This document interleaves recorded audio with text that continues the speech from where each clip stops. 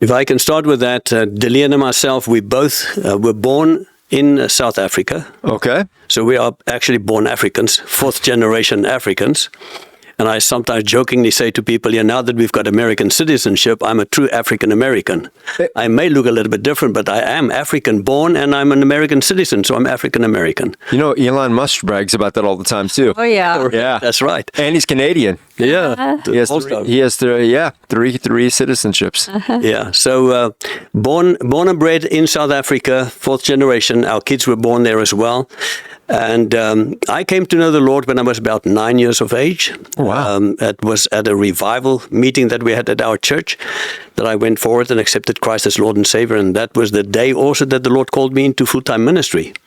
As a matter of fact, I wanted to quit right there and stop going to school. And I told my mom and dad, I'm going to go and be a pastor as of tomorrow because the Lord told me to be a pastor. And so were your parents believers too? They were. Okay. But they said, it doesn't work like that, son. You've got to complete your school first. And so cut a long story short, I went to do my military training. I was in the Green Berets and was in the sniper unit, and at that time it was the war between South Africa, Angola, with the communist backing for Angola, and also in Mozambique. And it's during that time that I had to make a recommitment to the Lord, and it's at that time also that I really got to know Dalene, that I started dating. So maybe she can just... Yeah, how did you guys meet? How did he meet you? First of all, I want to tell you that I accepted the Lord when I was 4 years old. Oh, wow. And it was like a Bible club in our church in South Africa. And I remember very clearly that the lady who did it said she did the Bible story, and she said, those of you who want to commit your life to Christ, stay behind or open your eyes clearly when I pray the prayer, and then stay behind. And I remember my eyes were clearly opened. So I come from a believer's home also. And I was very, strictly raised. And by the time I met him through family from mine, I was in the stage where I said, I grew up too strict. I want to just play a little bit. She grew up as a missionary kid. So she wanted to enjoy the world and life out there and say, I don't want to be that strict. I don't think I'm going to be a pastor's wife. I don't have that in my vision. Yeah, because Francois told me, when we met, and get to know each other, he said, I want to become a pastor. And I said, forget that. I don't want to be a pastor's wife. If you marry me, I don't want to be a pastor's wife. So your parents were missionaries. Were they from South Africa? South Africa, and they were lay missionaries, not going out of the country. So, so I grew up that way.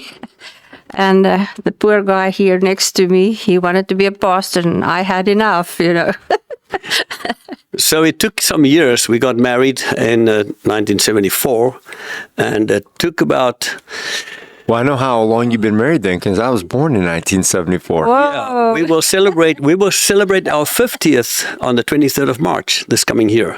So it will be a big celebration day for us, that if the Lord tarries and not take us to be with him. But it is during that time that we had, in 1980, we had a church retreat for the elders and their wives, and I was one of the youngest elders in our church back in South Africa. And it was during that I rededicated my life and said, Lord, I neglected your call way back when I was 9 years old, and I think it's time that I need to recommit myself and go into full-time ministry. But I was not ready to say that to Dalene because I know she was not willing to do that. But the Lord started to work with me before the time, and I read the book God's Smuggler. And I love that book. Yep. It is so good. Yeah. And our oldest daughter was just 3 months old. And as in the mornings when I have my quiet time and I read through the book, I find myself praying, Lord, use me in your ministry. And I'm thinking, man, this baby, I really, influenced my emotions. I say nothing, forget about it. Next morning, do my quiet time again. And pray the prayer again, and I'm thinking, now there's something big wrong, because it's the second time. There's definitely something wrong. But I keep quiet. I didn't say anything to him. And on the third morning that it happened, I said, okay, Lord, obviously it comes from you because I've put it completely out of my mind, my heart, everything. I said, so show me, but I'm not going to tell Francois because I know when I tell him, he's going to say, let's go become a pastor. And I don't want him to influence the Lord where the Lord wants to use us. And then during that weekend that we had with the church, we had Campus Crusade there. And a couple stood up and I could say, I can do a testimony just like they did. So then afterwards, when they asked us, when we were communicating with them during the weekend, they said, don't you want to guys to think about, coming to a Campus Crusade? And I said, yes. And Francois fell off his chair.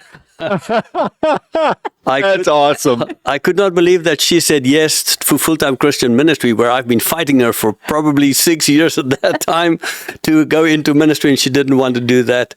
But the Lord had His way. So we joined Campus Crusade for Christ, and we were in top executive level with them and worked with the top executive people in South Africa, parliamentarians and senators and things like that, on the weekends to remember.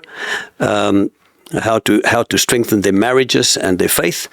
Hey, thanks for watching this short with us today. And if you like it, check out our full episodes on our channel and website. We'll put those in the links below. And as always, Scott, like and subscribe, or subscribe and then like, whatever order you want, really. Whatever order you like. Yeah. Thanks.